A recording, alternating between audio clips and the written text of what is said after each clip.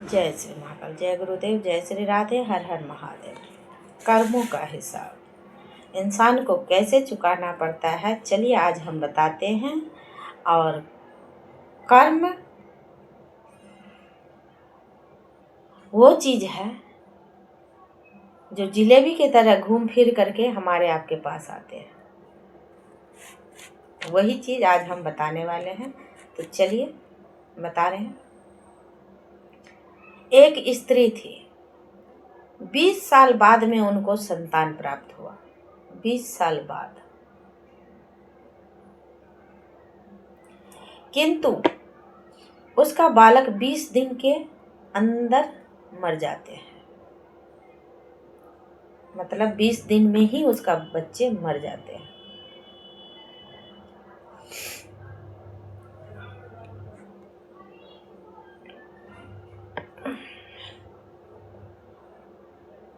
हद से ज्यादा रोई।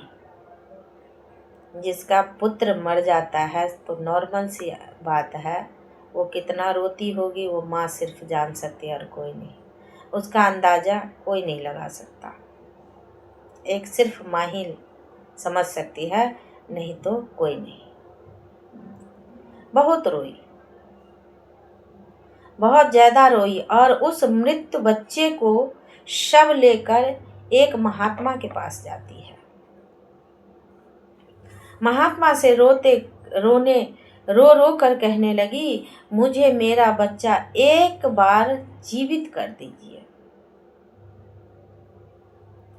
वो महात्मा से रोते बिलखते बोल रही है कि महात्मा जी, आप एक बार मेरे बच्चे को जीवित कर दीजिए।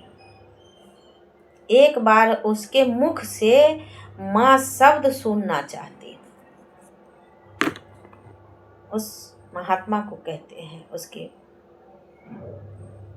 मैं उसके मुख से एक बार माँ शब्द सुनना चाहती हूँ।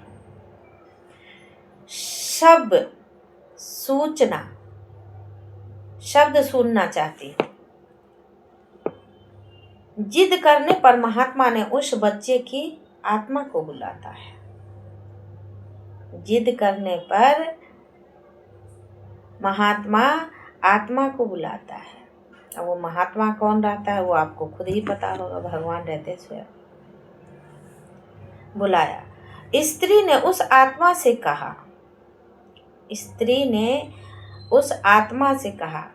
भगवान उस आत्मा को बुलाते हैं और उसकी मदर जो रहती है माँ, उससे बात करवाती है। उस आत्मा से कहा, मैं तुमसे एक बार माँ शब्द सुनना चाहती हूँ।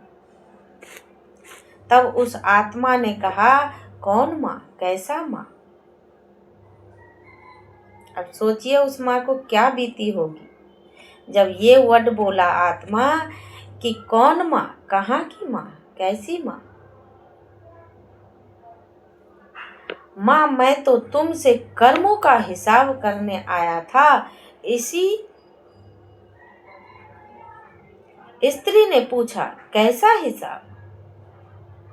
बच्चे के आत्मा से पूछ रहे हैं, माँ कैसा हिसाब? आत्मा ने बताया, पिछले जन्म में तुम मेरी सौतन थी। पिछले जन्म में तुम मेरी सौतन थी। मेरे पति को लेकर तुम चली गई थी। मैं बहुत बिलखती थी, जो कि खुद मेरा ही पति था।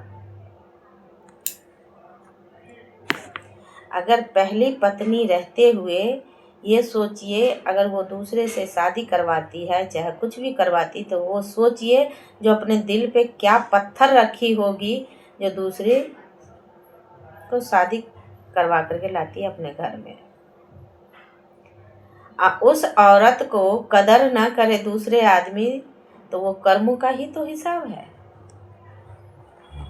मैं बहुत रोई अपने पति के लिए, रोती रही, बिलखती रही, लेकिन तुमने अपना पति लेकर के चली गई। मेरी उस समय तूने एक वर्ड नहीं सुनी, जो कि मेरा खुद का पति था।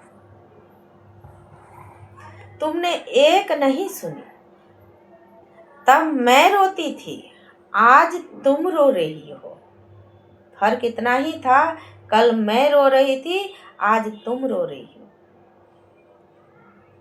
मेरा तुम्हारे साथ जो कर्मों का हिसाब था वो अब बराबर हो गया। वो आज मैं पूरा कर लिया। वो आत्मा बोल रही है, हमारा तुम्हारा जो कर्मों का हिसाब था वो आज मैं बराबर कर ली।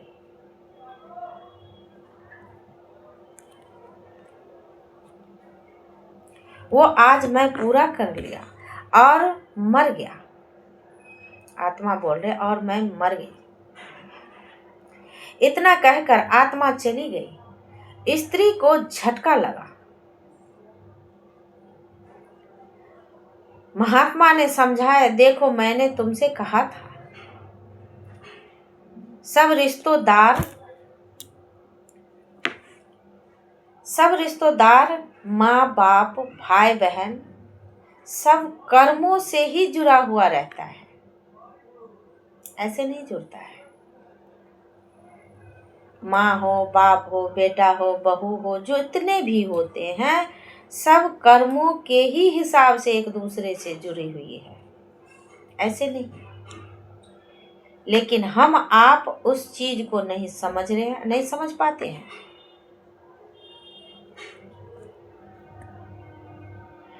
सब अपने अपने कर्मों का ही फल पाते हैं। अब आप लोग यहाँ पर ये क्वेश्चन कीजिएगा, जो नहीं हम तो अच्छे कर रहे हैं। हाँ, अच्छे कर तो रहे हैं, लेकिन पिछले का भी कुछ अच्छा बुरा रहता है, वो भी वापस आता है इंसान को। तो एक बात निश्चित होता है इससे, अगर किसी का संतान अपने आगे मृत्यु हो जाए या कुछ भी किसी को हो जाए तो कर्मों का ही हिसाब रहता है। फर्क इतना रहता है, जो हम आप अपने स्वार्थ के लिए रोते हैं। आप ऐसे देखा जाए तो कोई किसी का नहीं है, कोई किसी का नहीं है। सिंगल इंसान आते हैं, सिंगल ही जाते हैं, लेकिन एक मनुष्य जीवन है हमारी आपकी,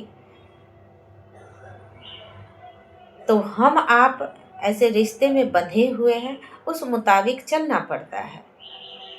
मकरा जाल समझती हो, तो वही मकरा जाल हम आप हो, जिसमें हम आप उलझे हुए हैं।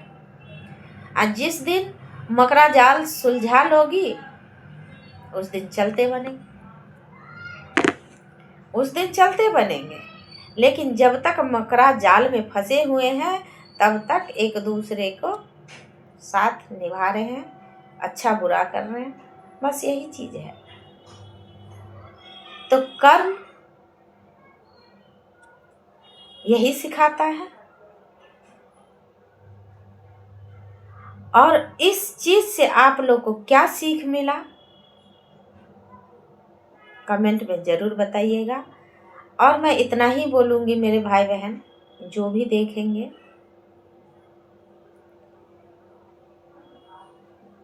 अच्छे कर्म करो, जो कल के डेट में कुछ हो भी जाए तो दुनिया याद करे, ऐसे बन करके जो सिंगल तो इसमें बोलना नहीं चाहती, लेकिन हम लोग के लैंग्वेज में बोल देते हैं। सिंगल तो कुत्ता भी पेट पाल लेता है, इतना जरूर ध्यान रखना। सिंगल तो कुत्ता भी पेट पाल लेता है, मगर हम आप दुनिया के लिए जिस दिन जीना सीख जाओगे ना, उस दिन अपने लिए नहीं जियोगी। कहावत सुनी होगी,